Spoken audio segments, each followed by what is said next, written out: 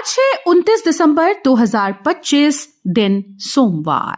नमस्कार, दिल्ली न्यूज में आपका बहुत बहुत स्वागत है। चलिए देखते हैं आज की 25 फटाफट काम की और महत्वपूर्ण बड़ी खबरों को। पर इससे पहले वीडियो को लाइक करना बिल्कुल न भूलें। दिल्ली को मिलेगी प्रदूषण से राहत, नए साल पर बारिश के आसार। दिल्ली में भारी प्रदूषण और कड़ाके की ठंड से जूझ रहे लोगों के लिए राहत की खबर है। मौसम विभाग के मुताबिक नई पश्चिमी विक्षोभ के असर से 31 दिसंबर और 1 जनवरी को दिल्ली एनसीआर के कुछ इलाकों में हल्की बारिश या बूंदाबांदी हो सकती है। इससे वायु प्रदूषण के स्तर में गिरावट आने की उम्मीद है। दिल्ली में उद्योग और कारोबार को नई गति, सीएम रेखा गुप्ता ने जताया भरोसा। दिल्ली सरकार ने उद्योग और व्यापार सुगमता बढ़ाने के लिए महत्वपूर्ण कदम उठाए। सीएम रेखा गुप्ता ने फ्रेंड्स कॉलोनी औद्योगिक क्षेत्र के शताब्दी वर्ष समारोह में कहा कि लाइसेंसिंग सरल बनाने, सिंगल विंडो सिस्टम और तेज जीएसटी रिफंड से उद्योगों को नई ऊर्जा मिली है। ग्रीन कैटेगरी उद्योगों के अनुमोदन समय को केवल 20 दिन किया गया। बेरोजगार युवक के नाम पर फर्जी कंपनी, 48 करोड़ का लेन देन।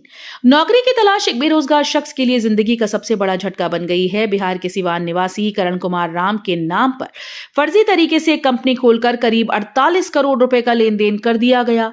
दिल्ली में डेटा ऑपरेटर की नौकरी दिलाने के नाम पर आरोपी ने आधार और पैन कार्ड लिए और बाद में नौकरी से हटा दिया। सालों बाद इनकम टैक्स का नोटिस आने पर पूरे फर्जीवाड़े का खुलासा हुआ। दिल्ली में पीने का पानी बना खतरा, कई इलाकों में प्रदूषण। राजधानी दिल्ली में सिर्फ हवा ही नहीं, अब पानी भी लोगों की सेहत के लिए खतरा बनता जा रहा है। सेंट्रल ग्राउंड वाटर बोर्ड की रिपोर्ट के मुताबिक दिल्ली के कई इलाकों में भूजल में फ्लोराइड और नाइट्रेट तय मानकों से कहीं ज्यादा पाई गई। नई दिल्ली, नॉर्थ साउथ और साउथ वेस्ट दिल्ली सबसे ज्यादा प्रभावित है। रिपोर्ट बताती है कि मानसून के बाद प्रदूषण और बढ़ा, जिससे पीने का पानी गंभीर स्वास्थ्य जोखिम पैदा कर रहा है। नई दिल्ली रेलवे स्टेशन का होगा मेगा मेकओवर, यात्रियों को मिलेंगी हाईटेक सुविधाएं। नई दिल्ली रेलवे स्टेशन की तस्वीर जल्द ही पूरी तरह बदलने वाली है। Indian railway Amrit Bharat station योजना के तहत स्टेशन का बड़े पैमाने पर रीडेवलपमेंट कर रहा है।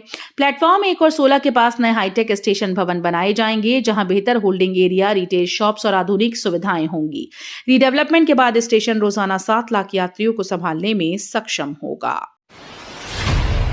दिल्ली पुलिस में बड़ा बदलाव, एसएचओ और एसीपी के लिए तय हुआ cooling of period. Delhi police में ट्रांसफर और पोस्टिंग को लेकर बड़ा बदलाव किया गया। पुलिस कमिश्नर ने नया स्टैंडिंग ऑर्डर जारी करते हुए एसएचओ और एसीपी के लिए निश्चित कार्यकाल तय कर दिया है। अब कोई इंस्पेक्टर लगातार 4 साल एसएचओ रहने पर 2 साल के कूलिंग ऑफ पीरियड में जाएगा, जबकि एसीपी को 4 साल बाद 1 साल का ब्रेक लेना होगा। ट्रांसफर पोस्टिंग साल में 2 बार होगी और संदिग्ध आचरण या जांच झेल रहे अफसरों को पोस्टिंग नहीं मिलेगी। फरवरी में ट्यूलिप से सजेगी नई दिल्ली। नई दिल्ली के पार्क और सड़कें फरवरी में ट्यूलिप के रंग बिरंगे फूलों से खिल उठेंगी। एनडीएमसी की ओर से 5,17,000 से ज्यादा ट्यूलिप बल्ब लगाए जा रहे हैं। शनिवार को चिल्ड्रन पार्क में पहला बल्ब लगाकर अभियान की शुरुआत की गई। शांति पथ, लोधी गार्डन, सेंट्रल पार्क और सरदार पटेल मार्ग समेत कई प्रमुख इलाकों में ट्यूलिप लगाई जाएंगी। दिल्ली में 40,000 नकली डॉक्टर एक्टिव, लोगों की जान खतरे में। दिल्ली में नकली डॉक्टर का जाल लगातार फैलता जा रहा है और लोगों की जान खतरे में है। आरटीआई से खुलासा हुआ कि राजधानी में करीब 35 से 40,000 फर्जी डॉक्टर सक्रिय हैं, लेकिन कार्रवाई ना के बराबर हुई।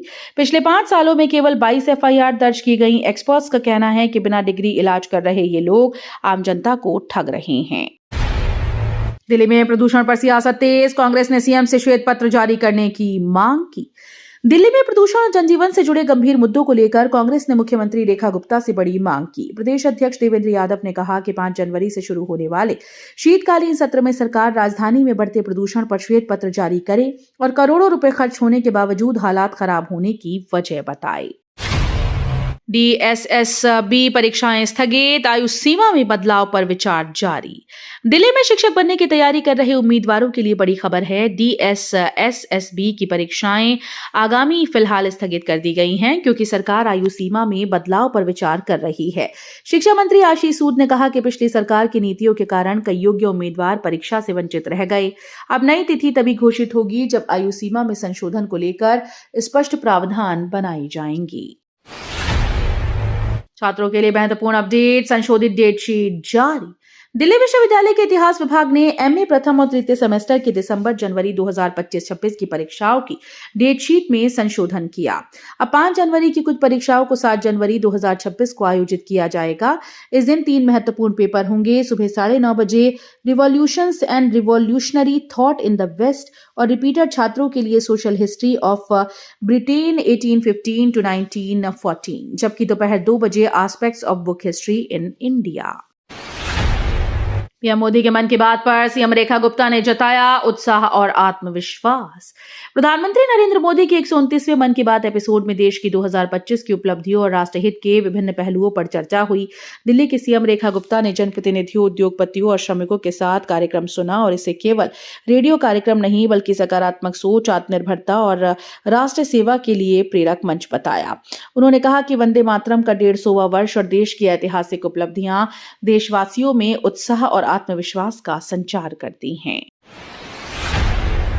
दिल्ली में कांग्रेस का 140वां स्थापना दिवस, संगठन के संघर्ष और सफर को याद किया। दिल्ली में रविवार को कांग्रेस का 140वां स्थापना दिवस मनाया गया। राजधानी में कांग्रेस का सफर 1946 से शुरू हुआ और शीला दीक्षित के नेतृत्व में 1998 में दिल्ली की सत्ता हासिल की। इसके बाद पार्टी ने विपक्ष में रहते हुए जनता के मुद्दों पर लगातार संघर्ष किया। आज दिल्ली में कांग्रेस 12 साल से विपक्षी भूमिका निभा रही है। सिगरेट पीना होगा 4 गुना महंगा, नए एक्साइज बिल से कीमत 72 रुपए तक। सिगरेट पीने वालों के लिए बड़ी खबर है। केंद्र सरकार के नए एक्साइज बिल के तहत तंबाकू उत्पादों पर टैक्स बढ़ाने की तैयारी की जा रही है। इसका सीधा असर सिगरेट की कीमतों पर पड़ेगा। रिपोर्ट्स के मुताबिक जो सिगरेट अभी करीब 18 रुपए में मिलती है, उसकी कीमत बढ़कर 60 से 72 रुपए तक हो सकती है। सरकार का कहना है कि इसका मकसद लोगों को धूम्रपान से दूर करना और तंबाकू से होने वाली बीमारियों को कम करना है। उन्नाव रेप पीड़िता के समर्थन में दिल्ली में छात्र संगठन का जोरदार विरोध। उन्नाव रेप मामले में दोषी पूर्व विधायक कुलदीप सिंह सेंगर को जमानत मिलने के फैसले के खिलाफ दिल्ली में जंतर मंतर पर प्रदर्शन हुआ।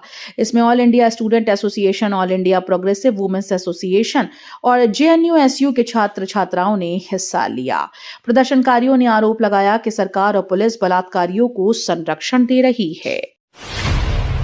एम्स से महरौली तक अरबिंदो मार्ग जल्द होगा जाम मुक्त, एनएचएआई को मिला जिम्मा। अरबिंदो मार्ग पर जाम की समस्या से जूझ रहे यात्रियों के लिए बड़ी राहत मिलने वाली है। दिल्ली सरकार के दक्षिणी जिला विकास समिति अध्यक्ष गजेंद्र यादव ने इस मुद्दे को उठाते हुए केंद्रीय सड़क परिवहन और राजमार्ग राज्य मंत्री हर्ष मल्होत्रा को पत्र लिखा। केंद्रीय मंत्री ने सकारात्मक रुख अपनाते हुए एनएचएआई को एम्स से महरौली तक मार्ग को जाम मुक्त करने की जिम्मेदारी दी।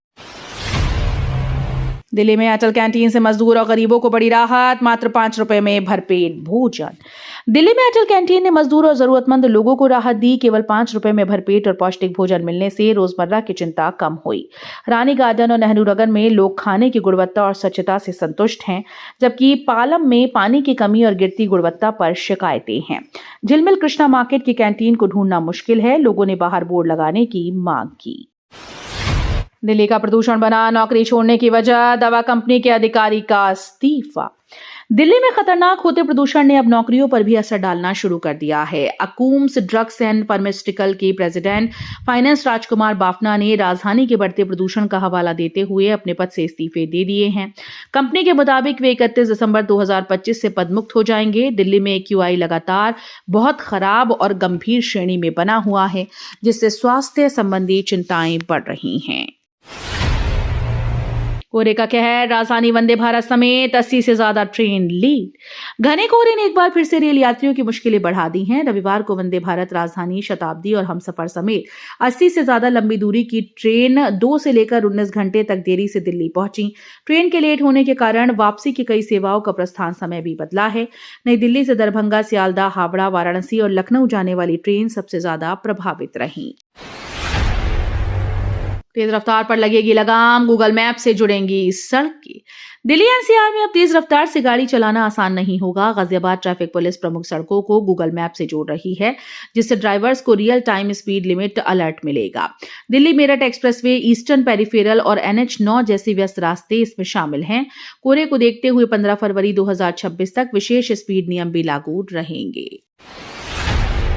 बांग्लादेश ने भारत की चिंता पर दी सफाई, ओवैसी ने हत्याओं की निंदा की। बांग्लादेश में अल्पसंख्यकों पर हमलों को लेकर उठे सवालों पर ढाका ने भारत को सफाई दी।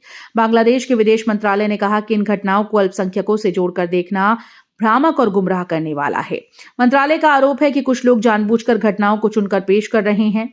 वहीं AIMIM प्रमुख असदुद्दीन ओवैसी ने दीपू चंद्रदास और अमृत मंडल की हत्या पर दुख जताते हुए कड़ी निंदा की और भारत सरकार के कदमों का समर्थन किया। अमित शाह का राहुल गांधी पर बड़ा तंज, 2029 तक बीजेपी सरकार का दावा। केंद्रीय गृह और सहकारिता मंत्री अमित शाह गुजरात दौरे पर अहमदाबाद पहुंचे, जहां उन्होंने 330 करोड़ रुपए की विकास परियोजनाओं का उद्घाटन किया। इस दौरान उन्होंने कांग्रेस और राहुल गांधी पर तीखा हमला बोला। अमित शाह ने कहा कि राहुल गांधी अभी हार से थके नहीं, क्योंकि बंगाल और तमिलनाडु में भी हार तय है। केंद्र ने शुरू की आंदोलनों को रोकने की तैयारी। केंद्र सरकार ने देश में होने वाले बड़े विरोध प्रदर्शनों को लेकर नई तैयारी शुरू कर दी है। Bureau of police research and development ने सभी राज्यों और केंद्र शासित प्रदेशों के पुलिस महानिदेशकों से 1974 के बाद हुए प्रमुख आंदोलनों का विस्तृत ब्यौरा मांगा है। इसमें आंदोलन के कारण, आयोजक, विचारधारा, संरचना, हिंसा के ट्रिगर और लोगों को जुटाने की रणनीतियां शामिल हैं। नए साल से पहले दिल्ली पुलिस का बड़ा प्रहार, ऑपरेशन आघात 3.0 की सफलता। नए साल से पहले दिल्ली पुलिस ने अपराधियों के खिलाफ बड़ा एक्शन लिया। ऑपरेशन आघात 3.0 के तहत 27 दिसंबर को दक्षिण और दक्षिण पूर्वी दिल्ली में 1200 से ज्यादा पुलिसकर्मियों ने एक साथ कार्रवाई की। 2850 संदिग्धों की जांच के बाद 604 अपराधियों को गिरफ्तार किया गया, जिनसे हथियार, नशा और चोरी का सामान बरामद हुआ। पाकिस्तान ने भारत को दिया गीदड़ भभकी। पाकिस्तान के राष्ट्रपति आसिफ अली जरदारी ने भारत को लेकर एक बार फिर से तीखा बयान दिया। बेनजीर भुट्टो की पुण्यतिथि पर उन्होंने कहा कि मई में हुए युद्ध के दौरान पाकिस्तान ने भारत के हमले का मजबूती से जवाब दिया था। जरदारी ने दावा किया कि भारत समझ गया है कि युद्ध बच्चों का खेल नहीं है। उन्होंने ये भी कहा कि पाकिस्तान ने संयम दिखाया, वरना और भारतीय विमानों को गिराया जा सकता था। तो ये थी आज की बड़ी खबरें। रोजाना ऐसे ही सबसे पहले अपडेट पाने के लिए चैनल को सब्सक्राइब करना बिल्कुल न भूलें। धन्यवाद।